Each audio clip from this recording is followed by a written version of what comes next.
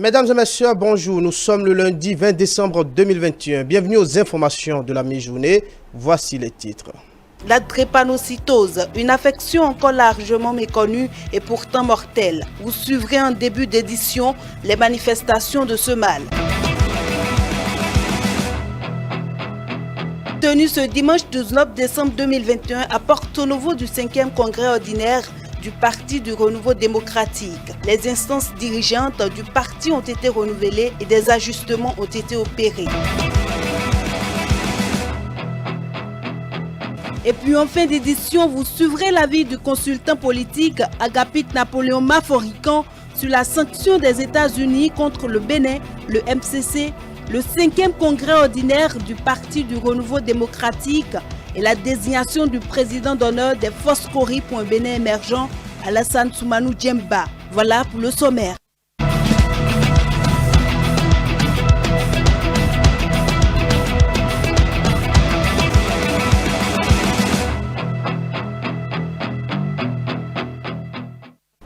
Merci de nous préférer pour vous informer. On ouvre cette édition par un magazine réalisé sur la drépanocytose, une des maladies héréditaires d'origine génétique qui altère l'hémoglobine. Elle continue de faire ravage, or elle peut être évitée. Comment se manifeste-t-elle?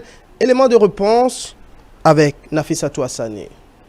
La drépanocytose est l'une des maladies les plus fréquentes et les plus mortelles dans le monde. En termes clairs et simples, on peut retenir que la drépanocytose est une maladie génétique, c'est-à-dire qui a son origine dans les gènes, qui peut être transmise des parents aux enfants lorsque deux parents porteurs de traits ou porteurs de la maladie mettent au monde un enfant.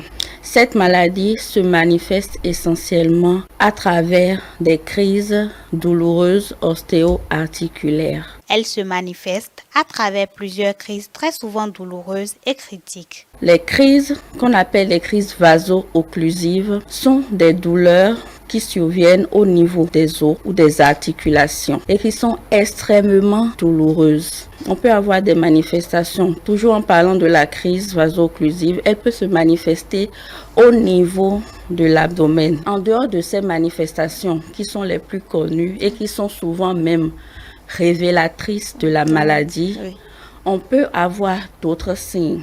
L'analyse principale, c'est l'électrophorèse de l'hémoglobine. C'est elle qui permet d'aller déterminer le type d'hémoglobine que la personne porte. Ceux qui sont AS ou AC ne développent pas des crises vaso-occlusives.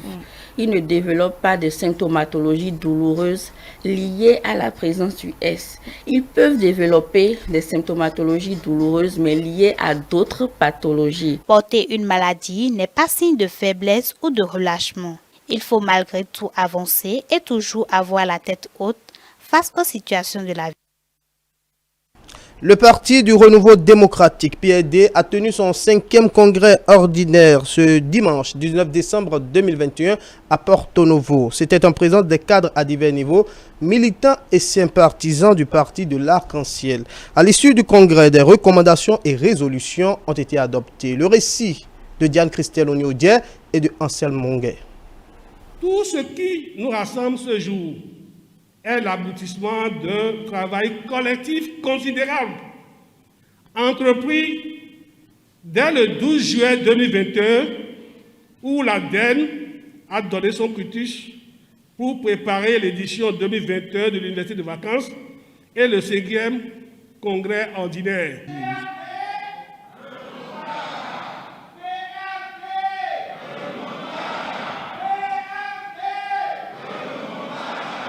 Ouvert par le président du parti, Ce congrès vise plusieurs objectifs, principalement 3.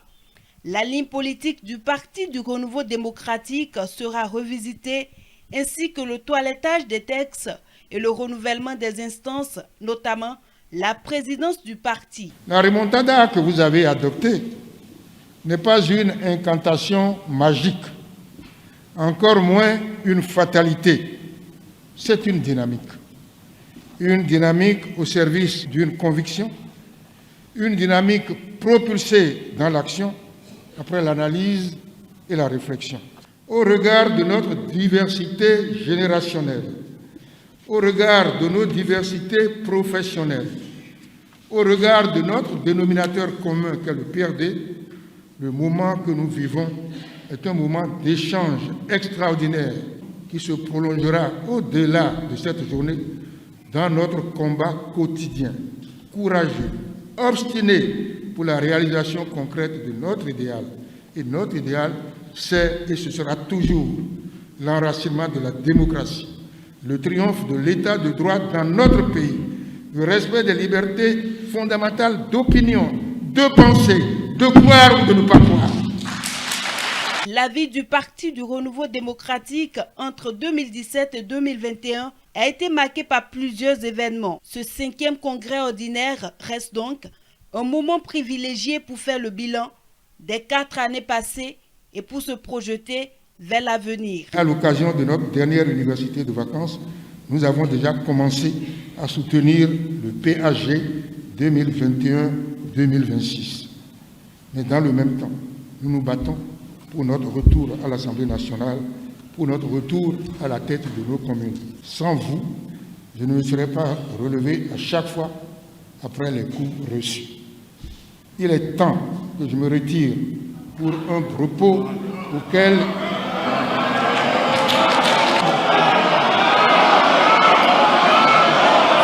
Les militantes, militants et sympathisants du parti politique ont porté haut leur refus catégorique à la décision du responsable du PRD.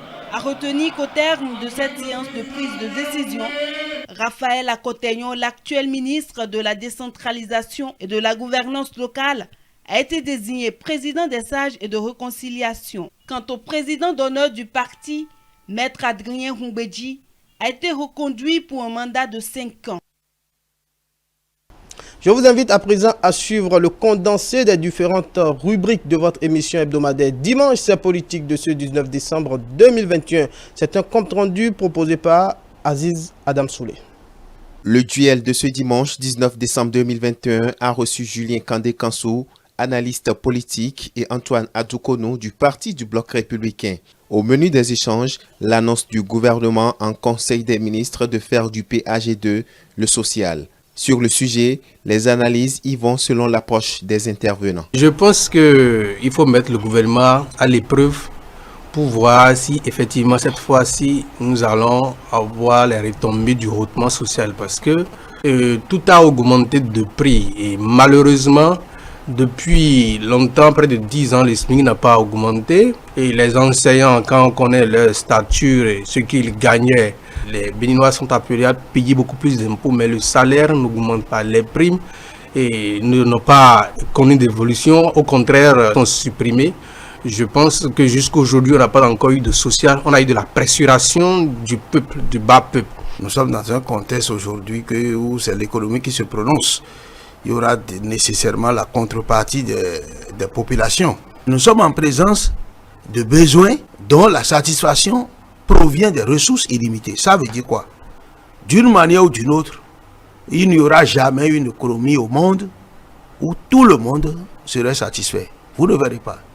Et donc, l'insatisfaction des uns et des autres ne saurait s'entendre synonyme de ce que les gouvernants ne travaillent pas.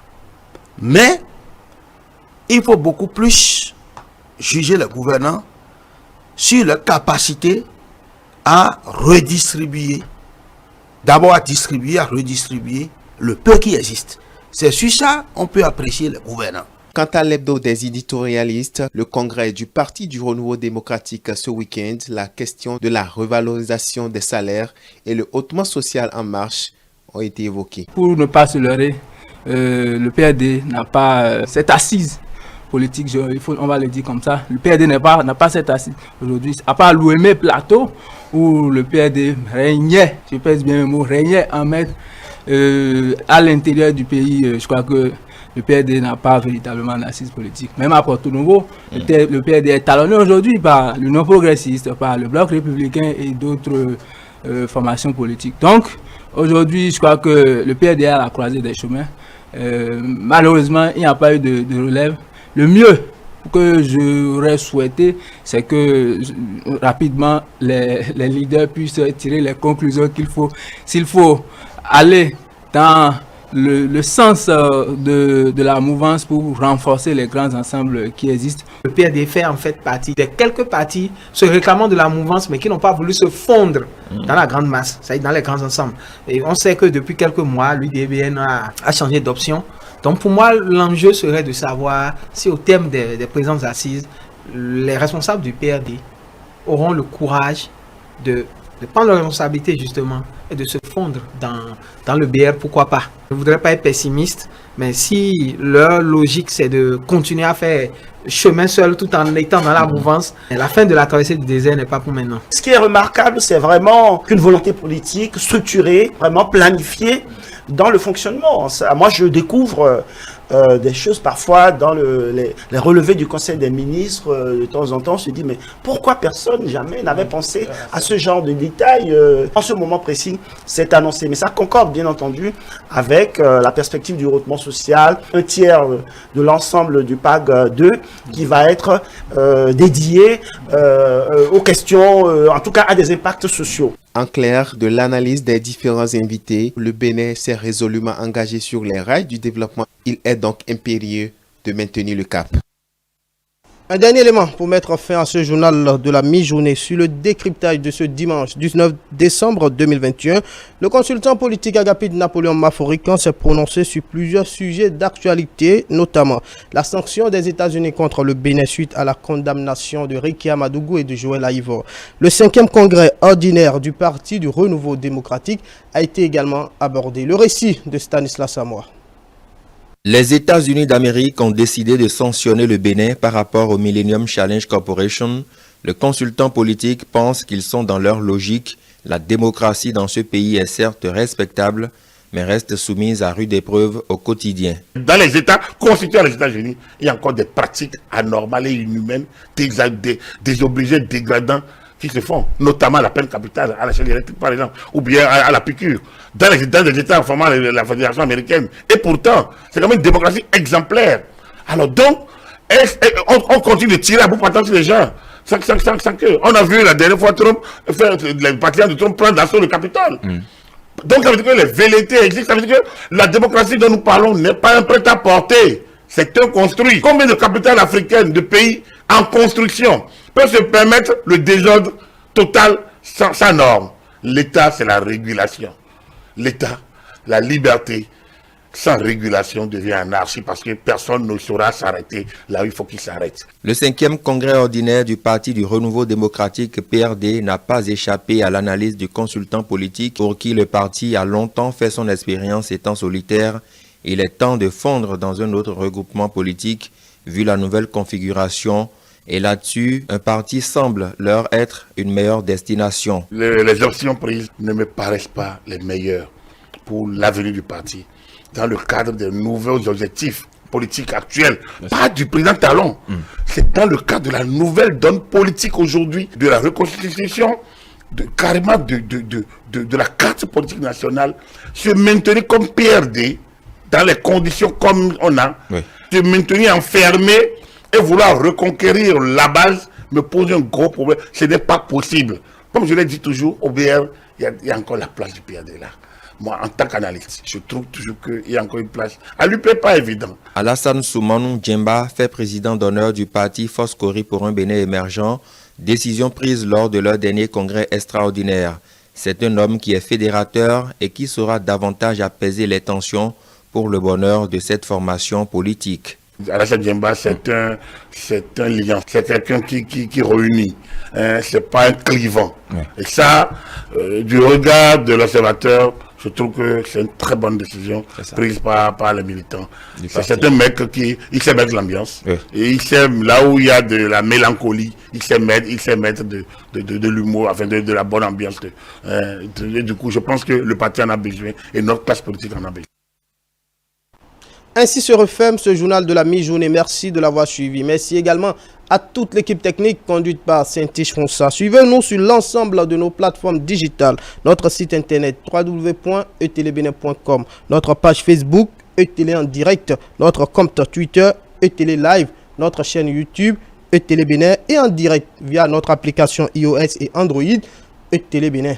Etele avec vous pour vous. Prochaine édition du journal présenté 19h.